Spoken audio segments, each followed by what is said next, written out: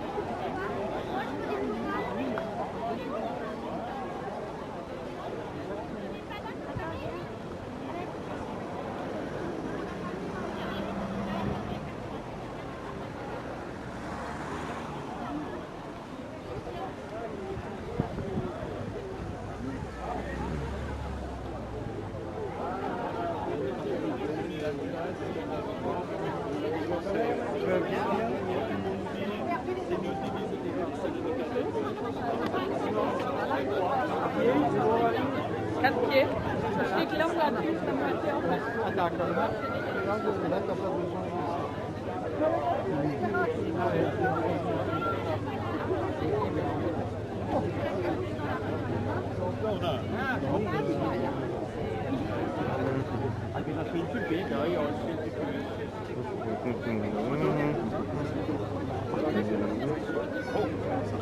C'est vrai. Bravo, photogénique. Oui, c'est bon. Alors.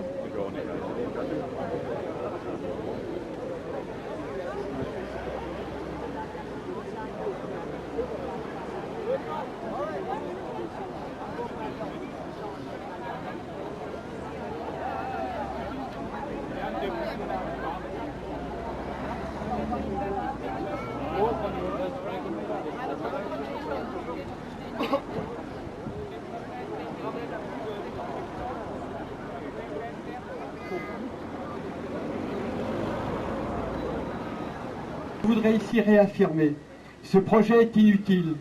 Ce projet est inutile parce que, et là, je reprends ce que disent les inspecteurs du pont et chaussée. Quand il y aura le GCO sur la A35, il y aura encore 149 000 véhicules. 149 000 véhicules. Il y en a 165 aujourd'hui. Est-ce que quand même, est-ce qu'on fait un investissement, entre guillemets, de 600 millions pour ne rien changer en termes de donne sur ce qui se passe sur la A35 en termes de qualité de l'air? C'est scandaleux. Premier élément du fait que ce GCO est inutile. Deuxième élément d'inutilité, il y a quelques jours, il y a un mois à peu près, l'exécutif de la communauté urbaine de Strasbourg disait il faut donner un coup d'accélérateur au GCO, pas pour régler les problèmes de mobilité, pour régler le problème de l'emploi dans le BTP.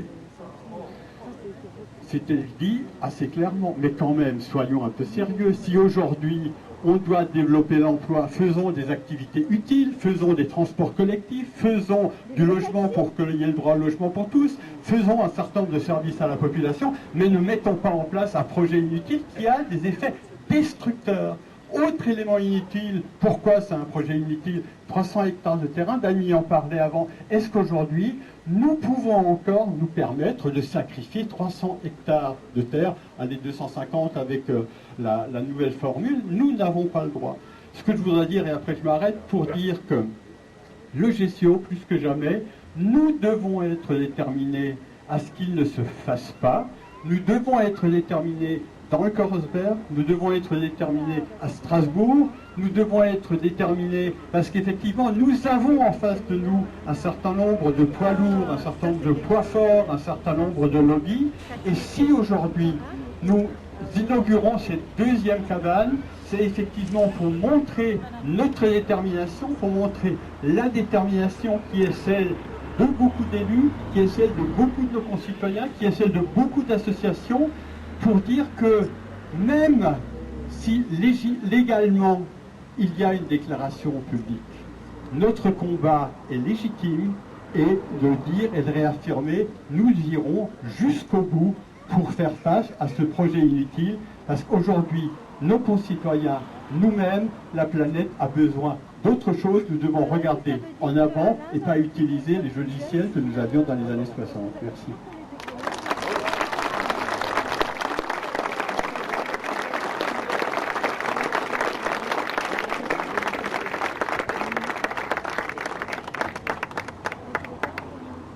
Oui, donc la parole est à André Louchman, donc va nous parler de l'air. Je parlais de l'air et parler aussi d'autre chose. Bonjour à toutes et à tous. Je suis très contente que vous soyez si nombreux. Lorsqu'on a décidé avec GCO No Merci de planter cette cabane définitive, c'était aussi dans l'espoir de réunir des personnes qui viennent et du Korosberg et plus largement de Strasbourg, de la communauté urbaine et de l'ensemble des villages avoisinants. Ce problème n'est pas un problème de Kolbsheim, ce problème n'est pas un problème de Braunschweigersheim, ce problème n'est pas un problème de Strasbourg, c'est une question qui concerne toute l'Alsace. Nous n'avons pas tant besoin de convaincre que ce projet est inutile, ne sert à rien.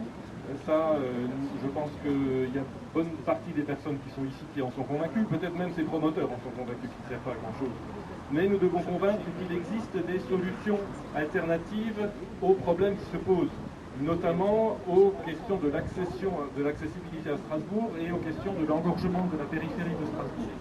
Et là, je crois que nous devons démontrer et convaincre que nous n'avons pas à être dépendants d'expertises qui sont des sortes d'expertises hors sol, d'experts qui viennent du CGEDD, qui viennent de Paris, qui viennent de je ne sais pas quoi, et qui prétendent connaître la réalité d'ici mieux que nous. Nous devons montrer que nous avons nous-mêmes une expertise, que nous avons une expertise citoyenne qui est appuyée sur une expérience qui maintenant commence à recouvrir un certain nombre de décennies. Nous avons une expertise qui est une expertise technique à travers des associations. Je pense en particulier à Astus, l'association des transports urbains à Strasbourg, qui fait un travail remarquable et qui a montré qu'on peut capter une bonne partie du trafic pendulaire aujourd'hui en utilisant des infrastructures ferroviaires existantes à l'intérieur de l'agglomération strasbourgeoise, ce qui n'est pas fait aujourd'hui, ce qui coûterait peu de choses, ce qui demanderait peu de temps, mais ça ne se fait pas. Donc nous avons cette expertise. Et nous avons aussi besoin de convaincre peut-être que notre expertise, c'est une expertise qui est largement désintéressée, c'est-à-dire qui n'est pas au service d'intérêts catégoriels. Et pour cela, ces cabanes, et ce que nous allons faire autour de ces cabanes, c'est un élément très important, parce qu'au final, le GCO, l'utilité du GCO n'est pas tant, même de la part des promoteurs pour désengorger Strasbourg, il est surtout utile pour faire couler du béton. Et ça, cherchez à qui profite le crime et vous comprendrez beaucoup de choses. À qui profite la réalisation de GCO? Ça ne profite pas aux gens qui vont régulièrement à Strasbourg, ça profite aux gens qui font de l'argent avec et autour de GCO. Et regardez qui ces gens financent et vous comprendrez très facilement le système de décision qui est en place. Deuxième élément, c'est résister. Alors là aussi, il nous semble qu'il est important de résister pour deux choses. La première, c'est contre le GCO, bien entendu, ça nous le faisons déjà, mais nous devons aussi résister parce que le GCO nous semble exemplaire d'un certain nombre de choses qui se passent aujourd'hui et qui se font au nom d'une forme de démocratie qui en est de moins en moins une.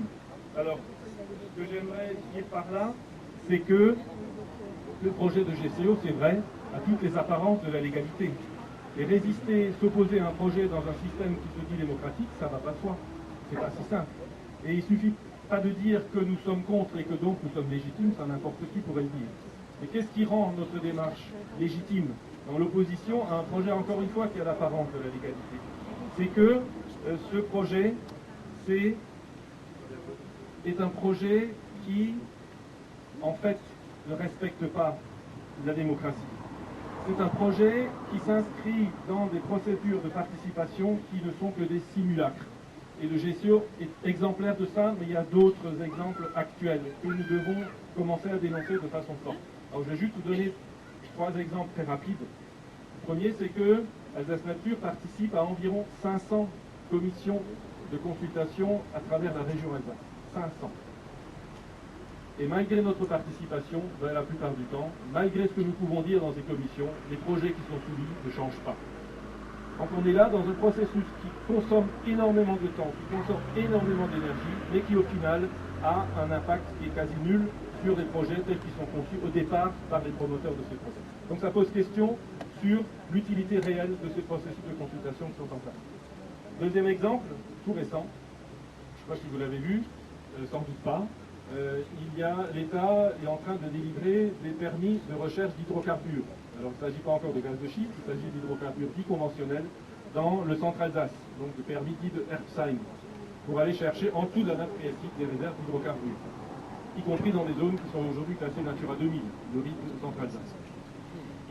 Avant de délivrer ces permis formellement, l'État a mis en place une procédure de consultation de 20 jours, du 1er septembre au 21 septembre, par Internet. Est-ce que vous en avez entendu parler? Personne. Nous avons cherché à nous communiquer des documents pour donner un avis. Les documents ne sont pas accessibles, ils sont trop lourds à télécharger, nous dit-on, et quand on veut les photocopier, on dit on n'a pas le temps dans les administrations pour nous les photocopier.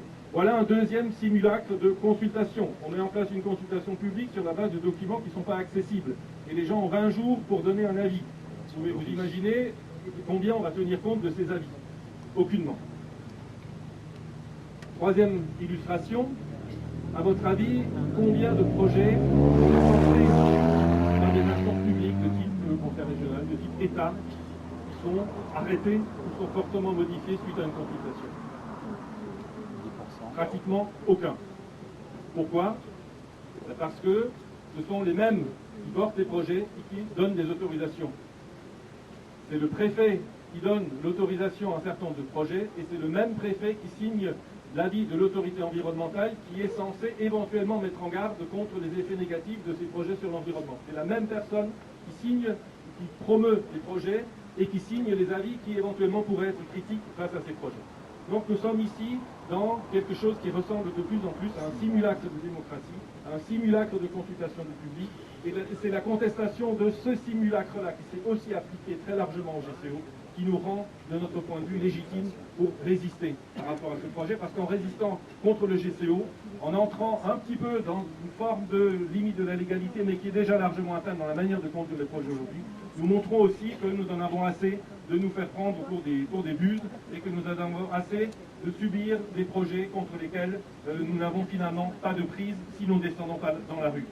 Les cabanes que nous installons aujourd'hui, et que nous allons installer dans les prochains temps, c'est le signe que nous sommes des citoyens qui nous relevons, nous sommes des citoyens debout et nous sommes des citoyens qui avons une expertise désintéressée qui vaut largement des expertises officielles qu'on essaie de nous asséner pour nous faire avaler toutes sortes de projets. Restons debout, soyons vigilants, continuons et nous montrerons à travers le GCO que l'Alsace, c'est pas seulement une région qui résiste quand on veut la noyer dans la Champagne et dans la Lorraine, c'est aussi une Alsace qui résiste contre ses propres promoteurs de projets néfastes.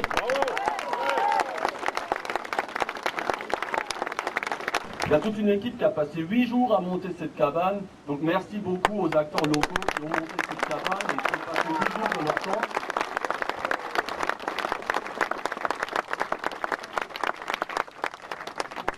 C'est grâce à eux que nous sommes à peu près 300 à être réunis ici aujourd'hui.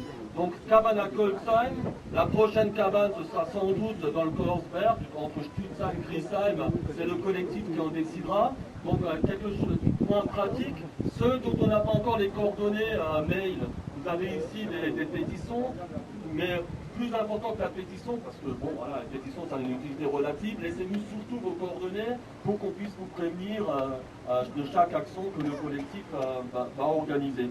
Il y a une autre idée, on fait aussi des souscriptions si vous voulez participer à la construction des cabanes en donnant une petite obole. Vous pouvez aussi avoir une déduction fiscale en passant par une souscription à Alsace Nature, donc il y a des bons ici qu'on peut remplir et voilà, donc ça permet de donner un peu plus d'argent. Alors il y a une autre idée qui m'était suggérée pour les grands électeurs qui sont là. En général, on ne demande pas le remboursement des déplacements pour aller voter pour les sénatoriales, mais demander le remboursement, déjà ça on est par la préfecture, et en plus, vous pourrez, cet argent, vous pourrez le donner au collectif pour les cabanes, comme ça le préfet financera les cabanes.